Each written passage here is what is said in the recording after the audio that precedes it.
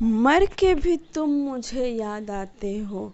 आखिर अक्षरा सिंह यह ऐसा क्यों कह रही है और किसके लिए कह रही है?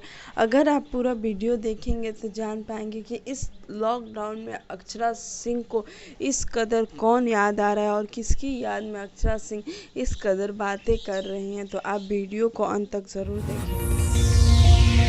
सब्सक्राइब करिए हमारे चैनल भोजपुरी फ्रेम के और पाई भोजपुरी के सारा खबर सबसे पहले। और भैया सब्सक्राइब कर बिल्कुल फ्री बा और घंटी के आइकन पे जरूर दबा दें, तभी हमारा न्यूज़ सबसे पहले आप देख पाए।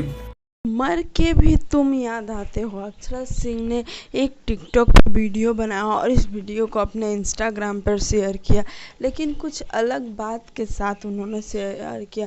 आप सोच सकते हैं कि अक्षरा सिंह आखिर किसको इस कदर याद कर रही है।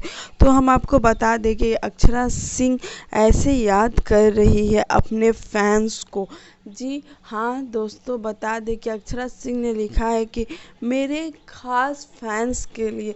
अब वो कौन है यह तो हमें नहीं पता है, लेकिन हम आपको बता दें कि जिस तरीके से सोशल मीडिया पर इस वीडियो को प्रमोट किया जा रहा है, इससे तो यही लग रहा है कि अक्षरा सिंह पवन सिंह के लिए आंसू बहा रही है। लेकिन अब इस बात में कितनी सच्चाई है तो हम नहीं कह सकते हैं।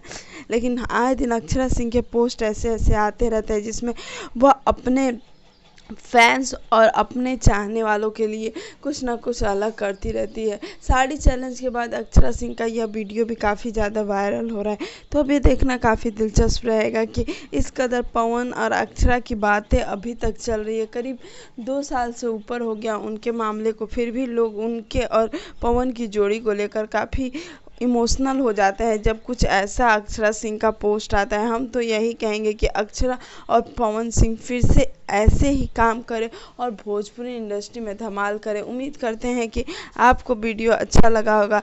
अच्छा लगे तो लाइक शेयर कमेंट करना बिल्कुल ना भूलें और हमारे चैनल को भी ज़रूर सब्सक्राइब करें।